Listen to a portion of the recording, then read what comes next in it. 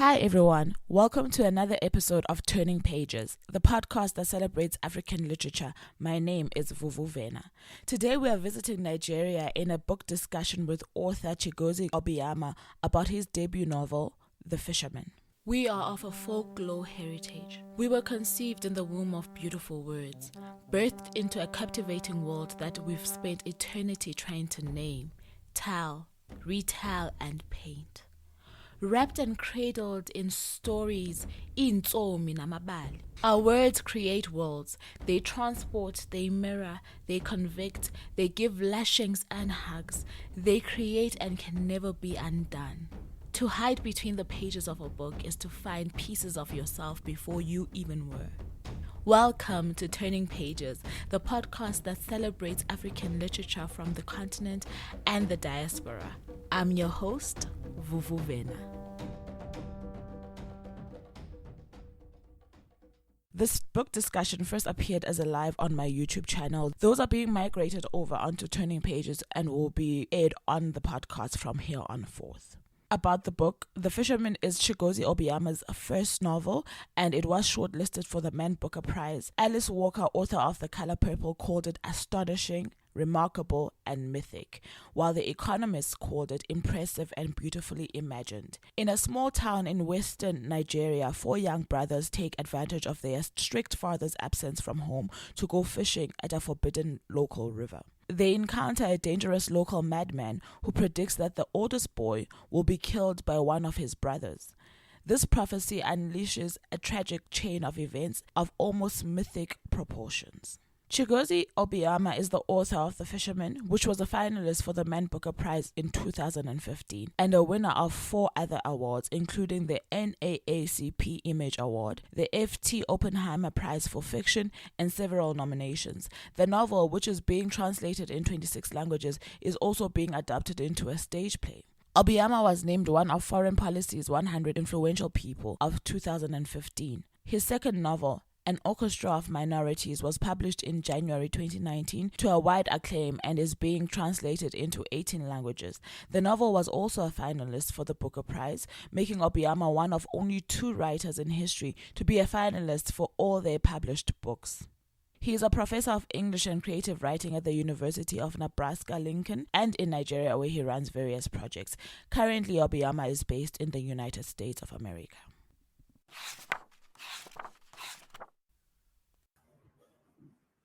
All right, it says we are live. So welcome everybody to the Lit Author Conversations or Lit Author Lives on the Vuvu Vena Reads channel. Thank you for joining us. Today we are joined by Chigozie Obioma, author of The Fisherman, as well as a minority of an orchestra of minorities, and both his books were longlisted for the Man Booker Prize. This is his debut, The Fisherman, and he is a Nigerian author. Welcome to the channel, Chigozie. Thank you. I'm excited to be doing this kind of stuff with African readers, because I've done quite a lot with people around the world, but very few book clubs, from across Africa. So thank you for doing that. No, you're most welcome. And it's a pleasure to have you on here. We are very excited about this. The number of people that have engaged with the possibility of this live were very excited, saying that they were very much in love with your book. While we're waiting for more people to come online, these platforms are for the people, and like you're saying, it gives you an opportunity as an African author to engage with African readers, and I think that is so very important. So I just want to give a disclaimer. We are experiencing a little bit of a storm, so you might hear thunder during our conversation. Okay. And I just want to go back to the matter of the day. Thank you once again for joining us. We've had the pleasure of reading your debut novel, which is The Fisherman, and your sophomore novel is An Orchestra of Minorities. Both your books were shortlisted and longlisted for the Booker Prize. And I just wanted to find out from an author who was giving the first offering of a book to the public, right, for consumption, having it being a Man Booker Prize finalist, how did that feel for you? And then having your second book have the same status? Well, it was good. I mean, it felt good, obviously. It means that a lot of people will read the book. Yeah. And it did. The Fisherman has been, it's been wildly successful. It's been published in more than 35 countries, in more than 30 languages. So, and I think that I owe most of that to the visibility that the Booker Prize and other prizes, gave it. So I mean, it's a big thing. I think this year, for instance, there are 2 Africans on the list. I think so. If you ask them, they're going to tell you that it's a revolutionary thing for the career of any writer, because it's the most prestigious literary prize in the world. I mean, for a single book, the Nobel Prize is for a whole career. Yeah, especially if you win, then it's even greater. So yeah, they were definitive to my career, I have to say. Mm-hmm. And thinking about the nature of this book, right? While I was reading through it, I felt a sense of, from the start. So I'm one person who doesn't want to read too much about the book before I open it.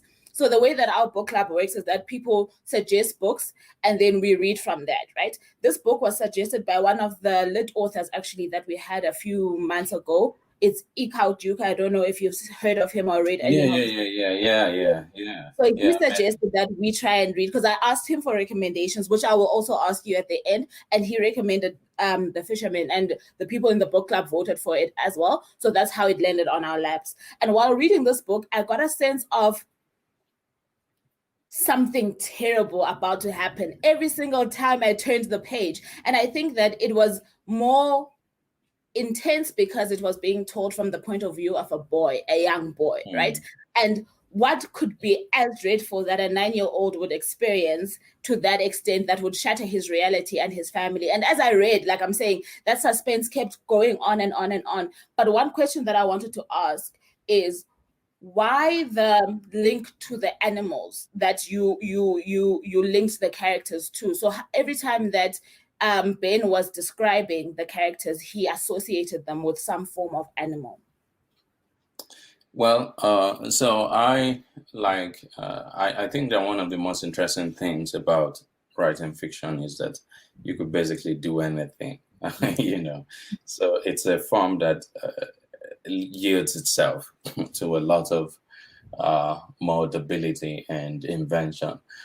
So I thought that I would find a new way to tell this story. At its heart, you could say that The Fisherman is an archetypal story. It's about, or maybe not archetypal, but it is at least in some sense a story that has been told before. There's equivalences to Cain and Abel dynamics in history, or in the biblical sense.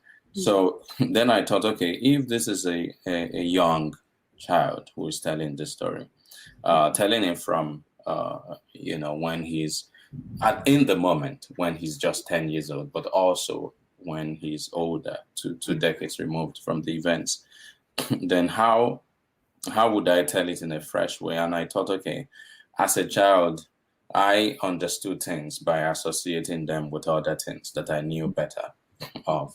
So, for instance, if I wanted to describe the guy I fought with, as a 10-year-old at school who was bigger than me, I probably would say that he was Robocop or Superman, something like that. Because I understand that comic word better, and that helped me understand the phenomenon of this big guy. So that's what Ben does. He loves animals, and then to be able to understand the reason why his dad has to leave home all the time. For instance, he associates him with an eagle, so it makes sense to him. The eagle goes out to hunt for food. This is the role that my dad also plays. Okay, I hear you. And then for me, talking about the dad having to leave, right? I felt like there was a strong commentary with what happens in households that are left without the traditional head of the family, right? Where the mother now finds herself having to fend and raise these children by their own. Not that the father has left the family altogether, but like you're saying, has migrated elsewhere to form a better livelihood for his family. And I struggled with placing the blame of the change in their lives on Abulu alone. I also wanted, a part of me really wanted to say, could this man not take his family with him? I understand that there was turmoil where he was going, or could there have not been in any other form to make sure that this woman who had 6 children was not left alone to fend for all 6? Yes. I don't know if there was a commentary there about the mother being left to be the head and to some extent the provider as well for the times that the father was away and couldn't bring in whatever he needed to bring. Yeah, no, I agree with you. I think that if there is anything that in this novel, I mean, being a first novel, most of the times we are we're looking in, we are doing some kind of introspection as writers when we are trying to put out the first book.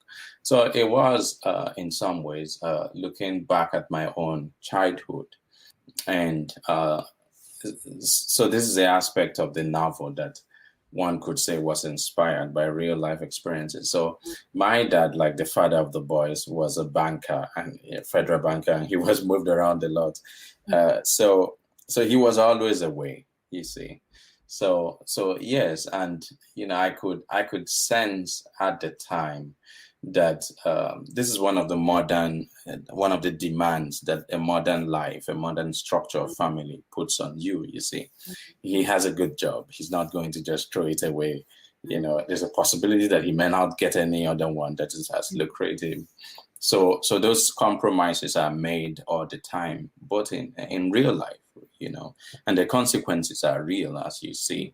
So I think you're right in the sense that the mother is strained, from the beginning, and she does want. She says at the beginning, if you leave, what am I going to do? I don't have like 7 hands, even if I had, or 7 eyes, even if I had all those things, how am I going to be able to cope with all of this, given the the insane demand that the little children places on me, and so in some ways you could argue that what becomes of the family is a consequence of that compromise.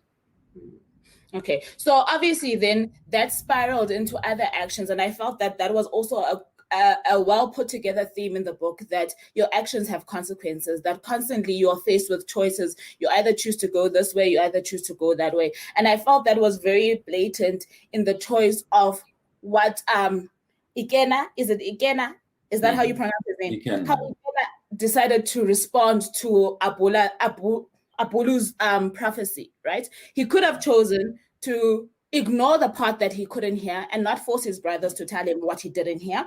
Or he could have chosen to say, okay, fine. He said a fisherman will kill me. It could have been any fisherman. It could have been in 20 years to come, etc., etc. But he made a choice to believe that it was the people that he was with that would betray him. And for me, there's like this constant theme, like I'm saying, of having been presented with a circumstance and making a choice and it rippling into different things throughout the book. And I wonder if that is a commentary on human existence as well, that at any given point, obviously our actions have consequences, but we have a choice to choose and to see whether or not we're going to take this way or that way, and whatever way we take has a ripple effect. And in this instance, it is a devastating ripple effect. Mm-hmm. No, you're right. It's eloquently put. I think that there are a lot of choices that we make, but sometimes those choices can come under certain kinds of duress or pressures.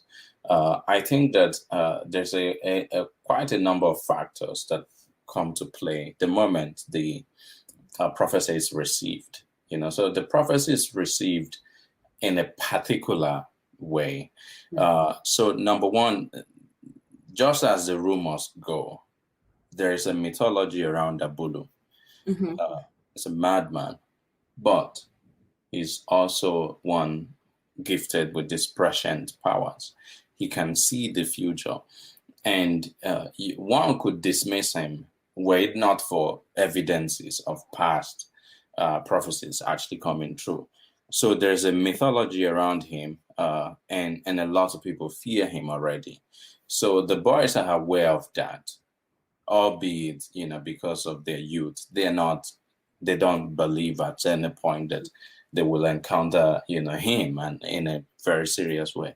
But when it happens, in that moment, Ikenna is struck by something, because once the first time they see him, they dismiss him. In fact, they try to rattle him. They're like, what is this guy just walking about naked and whatnot? But then he calls his name.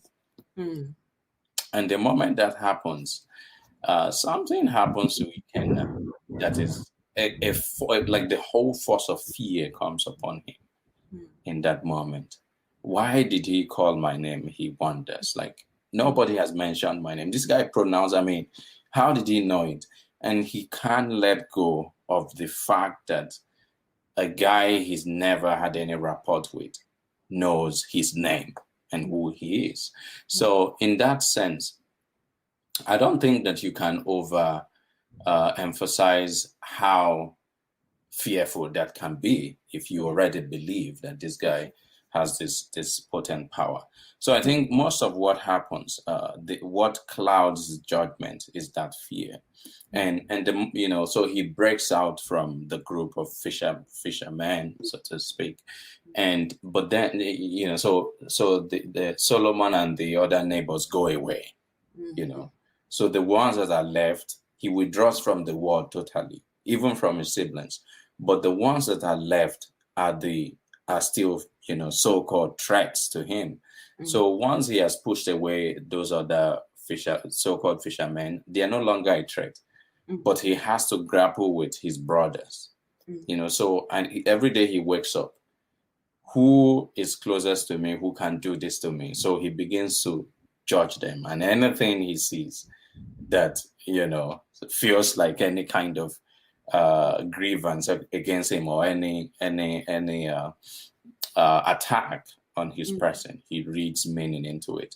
So in some ways, the prophecy assumes a new dimension of potency.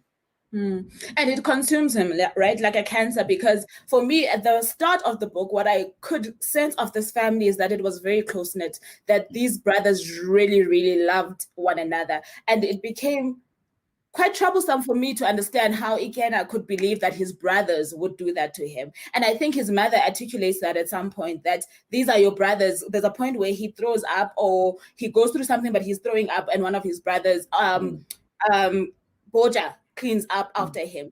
And the mother is insisting that, come and see, this person that you think is going to kill you is actually cleaning up your vomit. How is that even possible? And I also think that there was a good link then with the age as well, because as a child of that age, I can't believe anybody. I don't think you even entertain possibilities of dying, right? You don't know what death is. Yeah. So for somebody to come into your life before you've thought about death, to tell you that you're gonna die, and that you're gonna die a brutal death at it, and being told in such a brutal way, I think maybe led to him being consumed by this whole prophecy. Right.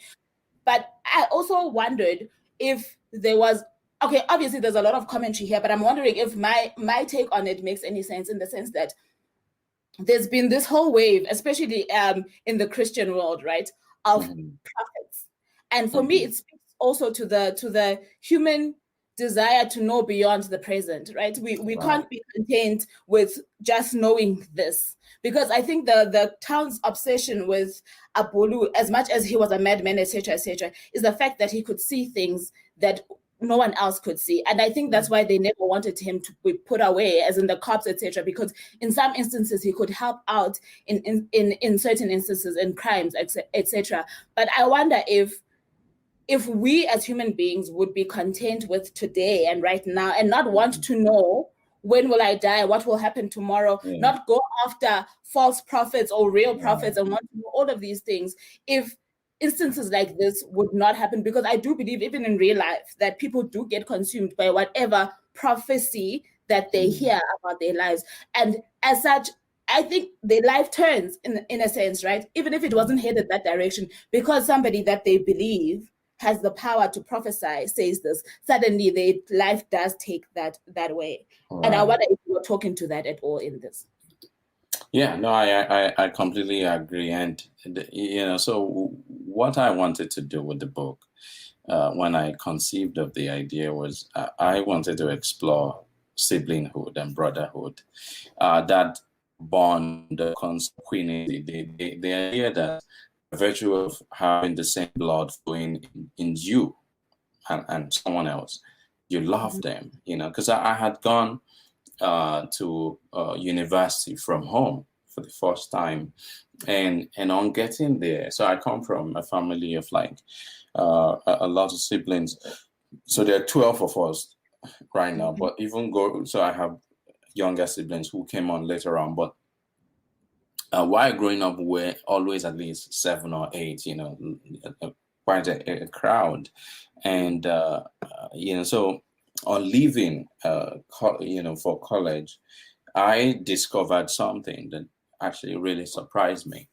At that time, I didn't have a friend, and all my classmates, they were like talking about all the time. They talk about their friends in Lagos, in Port Harcourt and whatnot. And, and it just struck me that because of how many siblings I had, we could do everything together. There's a guy who likes literature. There's the one who likes, sports. There's the sister who is like a Christian, all kinds of stuff that you want to do, So it just occurred to me that for a long time, I did not even think of having a friend.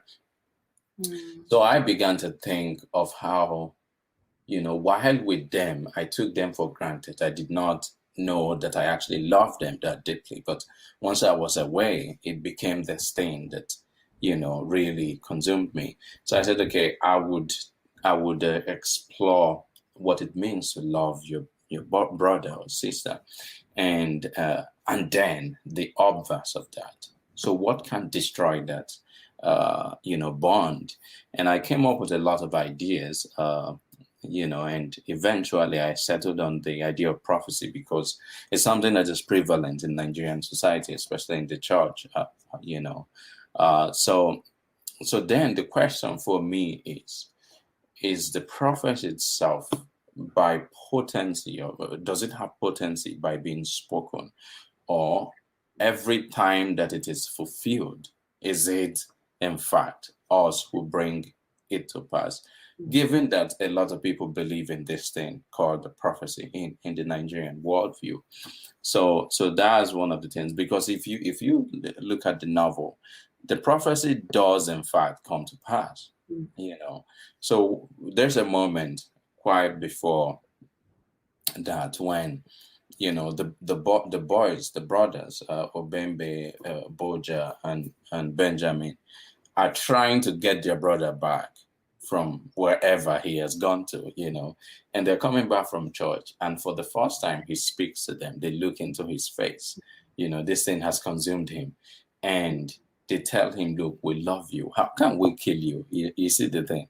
Like, you are our brother. We always loved you and whatnot. And he is at the cups of believing it. But then he thinks again, and then he vanishes.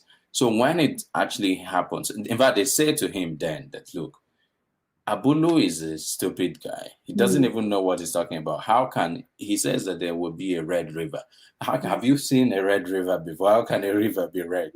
But at the point in which the prophecy is supposedly fulfilled, there is actually a kind of a red river, So not to give much away if you haven't read the book, but so then that again reinforces this idea that in fact this guy has power and his prophecies have power. And then once that prophecy is fulfilled, the heart-wrenching pain that falls upon this family, especially after they find Boja, right?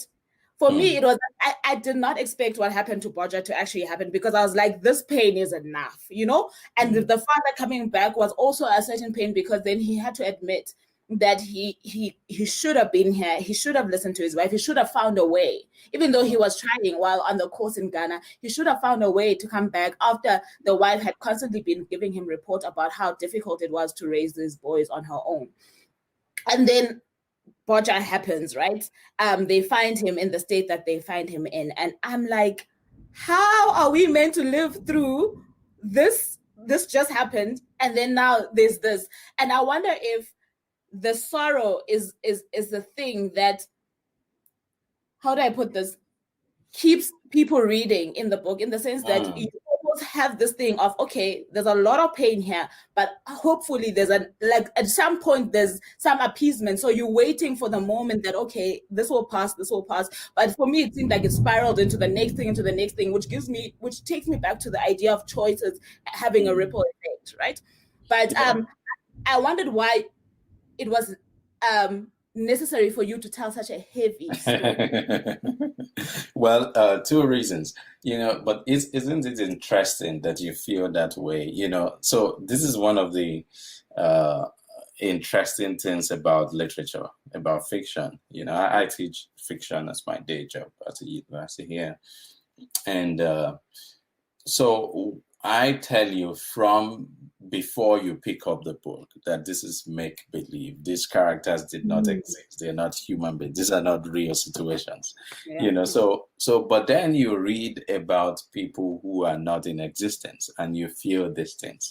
And a lot of people tell me that they cry and whatnot. And so about things that did not exist. So is that not in some ways a kind of a miracle? So yeah. So one thing that I've been trying to do as a matter of principle of composition, if you will, or the philosophy of my work is I'm interested in that journey, the internal journey, psychological journey that individuals go through, as a result of certain things. So over a spectrum from one end of the spectrum to the opposite end of it. So how can a brother who loves his brothers, who would, lay down his life for them, in these backstories that they record during the riots in 1993 and whatnot, turn from love to complete hate, So that journey, that inward shift is very interesting for me. I call it a kind of a, emotional motility of character over a period of time. In my second book as well, that is what I explore. Chinonso, who at the beginning of the story is this humble poultry farmer who, sacrifices his prized possession. By the end of the novel, he has changed completely. He's like this vindictive guy who is like, who ends up committing murder, in fact. So how does it become that? So that's one thing that I wanted to explore. And one of the reasons why things turn somewhat dark, because at the beginning of the novel, the children are all funny. They have a normal life. Then things take that spin. So another thing is because at the heart of the novel is, I'm thinking a lot about the state of Nigeria. These things we talked about at the beginning of this interview. Why is it that, given all the potentials, everything that we have, giant of Africa numbers and whatnot, and you have me here. I do not want to leave the country. I love my people so much, not the country itself, but the place, the people, the idea of it, its history, its culture, but I am forced to, leave. So in some ways, the novel is an interrogation as to why that happens. So this is at a metaphorical level. You could say that the boys and this family were normal. Their life was going as children's lives would be until this external force comes in and says to them, this is how your life will be now, and restructures them, forms them into what they were not, in the way that the colonial people did. Nigeria is a figment of the British imagination. It's none of our, none of us created Nigeria. In fact, my grandfather was all through his life, my dad used to say a Nigerian, but he never knew that he was, a Nigerian. Somebody just declared that he was a Nigerian without consulting him, So and we have to live with the consequence of that every day, perpetually. So this is one of the reasons why, you know, the novel, I think, takes that dark stone. But I think it's also hopeful in the end, because my definition of tragedy is not that things are broken. Things can be, you know, a car can be completely damaged and then completely remade. It is when they are not repaired again, when it is impossible to be put together, you know, that is when you say that something is tragic. But if it can be remade, and I think the family bounces back, you know, at the end of the story. And can we talk a little bit about the pressures put on the eldest son, right? The father's parenting style in this book had a sense of, obviously he seemed like a disciplinarian. He seemed like somebody who loved Western education, who wanted certain things, had dreams for his own children. And I wonder if his stance and his parenting style, those dreams as well as the fact that he was a disciplinarian, and having put the pressure that he put on Igena when he left, and he put this as a same kind of pressure on Obembe after Boja passed on, right? If there is that thing of having to have a child lead the pack, and if children really take that too much to heart, and that actually influences how they live. Yeah, in many ways, yeah. I think it's a Nigerian thing. There's always, but probably universal thing, you know. You can't just have a flat group of people. Somebody will have to like be a kind of a leader. I watch the NBA a lot, for instance, or even, you know, soccer, football, and at some point somebody will emerge as some kind of leader, even though all of them are equal on, you know, the footing. So that dynamic is there. So Ikenna, by virtue of age, takes on that role, and yes, he has a lot of pressure, which is, you know, a lot of people have written quite a lot of stuff about this book. It's 5 years old now.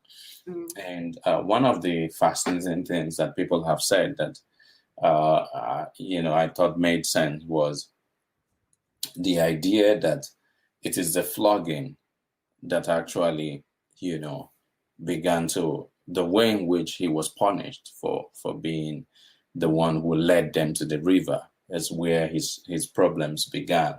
So that's one interpretation that, you know, I find, because the book is no longer mine now. That is out in the world. Everybody who reads it, you know, is free to bring their own interpretation, and I love hearing, you know, those interpretations. Yeah. And you know what, I can understand that, because he did tell them, let's stop going there. They insisted, and by the time that they got caught, he had been repeatedly trying to get them to stop. And I can fully understand that. But let's go back to Obembe, right? After Boja and him taking on this elder brother responsibility, I got the sense that he put some pressure on Benjamin, right, to avenge his brothers, which is not something that had been born in Benjamin's mind, right? Because he was still so very young. He didn't even understand what was what. And not until he was told that perhaps this was the madman's fault did he actually start to piece pieces together and say, you know what, you could be right. It could be his fault. But this obsession, I'll say, of avenging his brothers that got born inside of Obembe's head consumed them again, right? And it all came from the same prophecy, but it consumed them so much so that they started plotting the madman's demise. But my most interesting thing in that for me was the choice of weapon, right? Back to the fishermen and what they decided to do with the weapon, and how, as young as they were carried out this brutal act.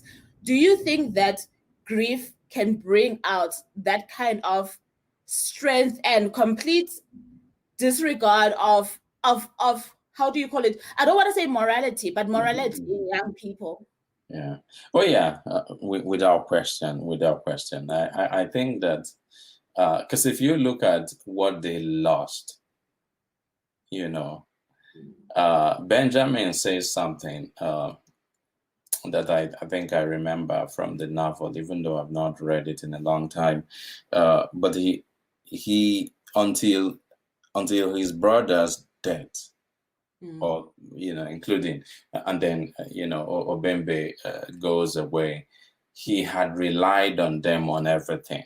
Mm. He has not thought for himself. He has not tried to understand just any phenomenon by himself, because everybody, the clothes he wore were passed down, everything.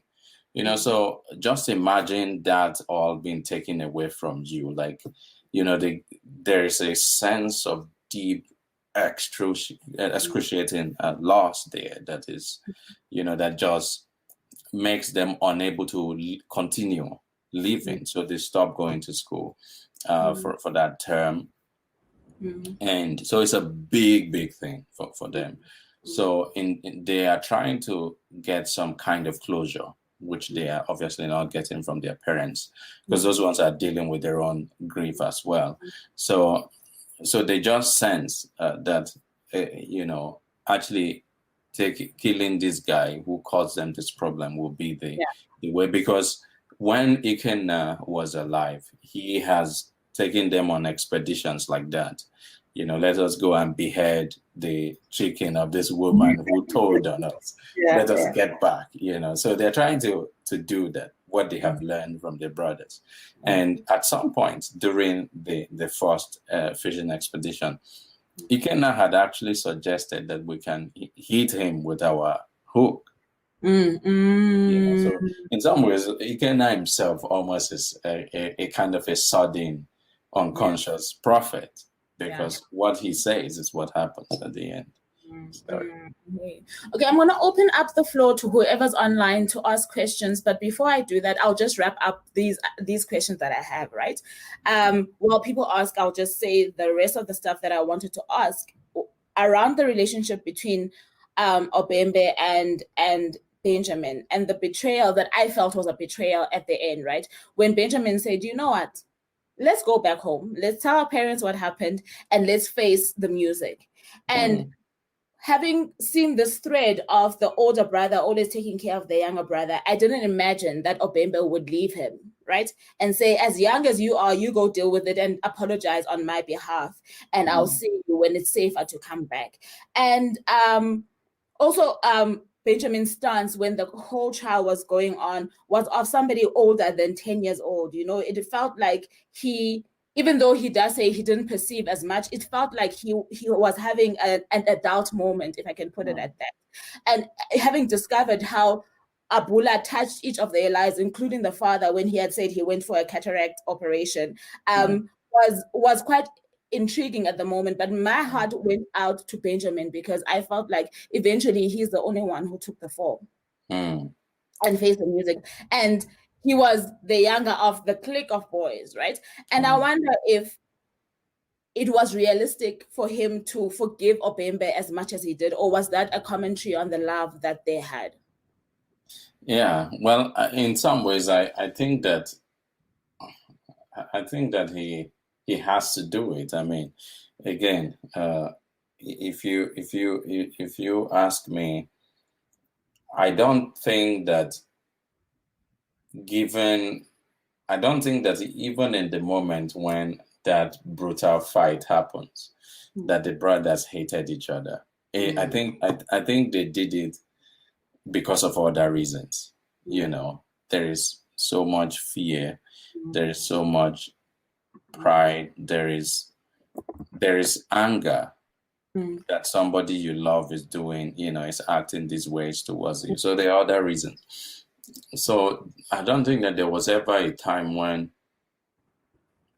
Benjamin did not love his brother, like Obembe. So it was always there, I think, you know, and that would generate, obviously, forgiveness. So I think it's for me, at least in my thinking, he wants his brother back. So Okay. So while we wait, if people do have questions, I'm just going to continue. Who was your favorite character to write in this book? No, I don't think there was any single person, to be honest. I think that I tried. I mean, obviously Benjamin is the one we stay with throughout the novel. Yeah, he was interesting to write, to give him that language, you know. And I'll say that he's telling the story 2 times, but they meld together. There are 2 places. So he's telling it in the court as that 10-year-old boy, but also he's recollecting at the same time, when he's like in his 30s, when he has 2, kids of his own. Yeah, so there's a kind of interaction and overlap between those 2. So sometimes those adult-like wisdom that you get is coming from the older Benjamin, Yeah. I got the sense of that, and I think that it came together at the very end when he started his testimony in court, similar to how the book starts at the start of the book. Then it made sense that this is something that he was telling us from both perspectives. But you could get a sense of there's no way that a 9-year-old could be thinking this way, So I think that it was very well done. It flowed very well together. And how long did it take you to put this together? Well, quite some time, probably 4 years, from conception, obviously, to the final book being published. So I, in essence, began writing in 2009, late 2009. I took about a year off or so, and completed it in 2012, thereabout. And so it was sold to publishers in early 2013, but we had some delays, so it was published early 2015. So I mean, it was a journey, actually. Yeah. And tell me, what are your personal remedies to overcome? Like I'm saying, this is a heavy story, right? To overcome these stories when you have put them aside, right? Because there's a lot of death in the story, let's be honest. Like there's a whole lot of death. And I don't think that a regular person handles that, and especially brutal death, to that extent in their lifetime. So when you have to imagine this and put it on paper and then have to, in a way, obviously forget it, cleanse yourself of it after it's done, how do you go through that? For me as a writer, I don't know. I'm just looking at the entire story at this as a concept, and I'm also looking at the characters and as individuals. I'm wondering, is it entirely possible that somebody could go through these things? And I think that in fact it is possible if you think about it. Quite a number of people have told me that they've heard stories like this before. In fact, a guy in Florida, in the US here, told me that he knew someone who had a similar thing. She had this marriage, everybody thought was good, and until they went to this tea leaf reader who told her, look, you're going to get a divorce, it's in your future. And she came back and it consumed her. And one day, so every time she would tell her husband, and the man would just be like, that's nonsense. You don't believe these things. But, all the time, whenever they fight, she would be like, see, it's coming. Until one day the guy got tired, and left. So this is an instantiation of the fisherman in real life in the US. Yeah. Okay, there is a comment here from Snovuyo, just a comment on the style of writing, the suspense, spot on. It's no wonder the book was shortlisted. And that's what I'm saying, right? From the beginning, there's this pull into the book that wants you to keep reading, because there's this sense of foreboding that's coming, right? But like I'm saying, at some point though, in your heart, you're hoping, okay, I hope it ends well. I really hope it ends well, even though I know something bad is going to come. And she's absolutely right. The style of writing. And for me, I always say that books can be brilliant and still be accessible, right? Because I think the point of a writer is to be read. And if your book is not accessible, then it's difficult for even us to have this kind of conversation, because I have to sit here and try and grapple with what were you trying to do or what were you trying to say.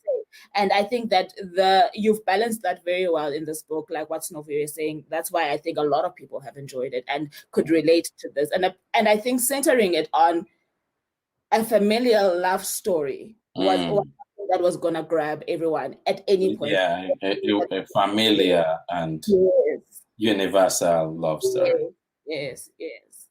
Okay, thank you so much for your time, Chigozie. I really appreciate you coming on here. And all the best. Are we expecting anything from you in the future? Yeah, of course. I mean, I have to keep writing. Yeah, it's something that I have to do. I can't not do it, Yeah. And so, like I said, we would ask for recommendations. Please, can you share with us like 3 books that you think that we have to read? Yes. Did they have to be African literature? Yes, please. But if you want to add some book that has impacted you that isn't African, then you could add that at the end. But definitely give us African recommendations. Well, I just reviewed this book for the New York Times, and is by a Senegalese French guy. It's called At Night All Blood Is Black. So I think it's a great book. It's set in the trenches of the Second World War. Francophone African soldiers fighting for the French. Wonderfully done. Told by somebody who is crazy. So the voice is truly powerful. I have also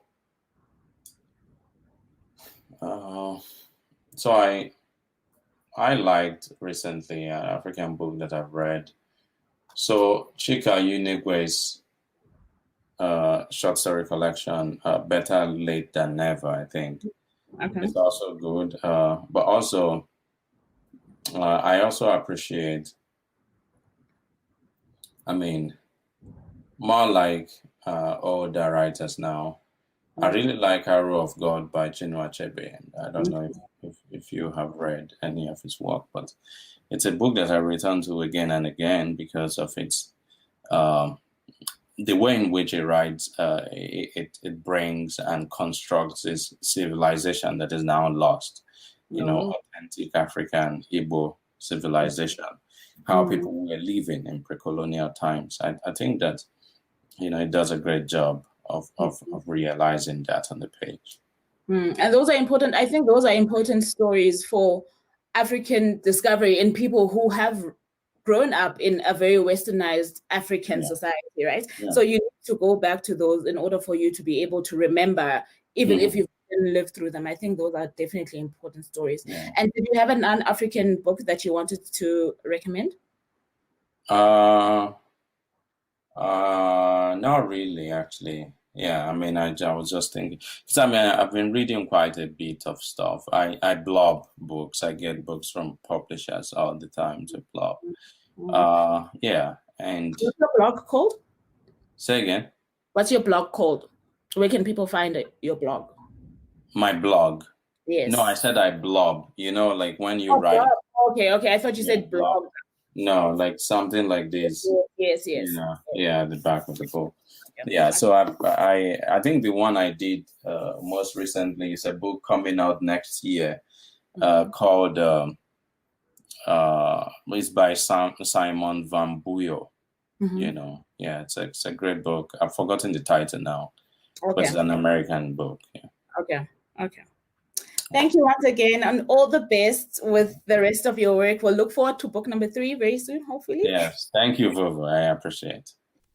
That's all for today's episode. Thank you so much for tuning in. Please don't forget to rate and review this podcast. Any engagement on any of my platforms means a lot to me. Until next time, remember, every page turned is something learned. Keep turning pages. I'd love to hear your thoughts about today's episode, so why not search for me on social media? On Instagram, I'm Vuvu Vena _Reads.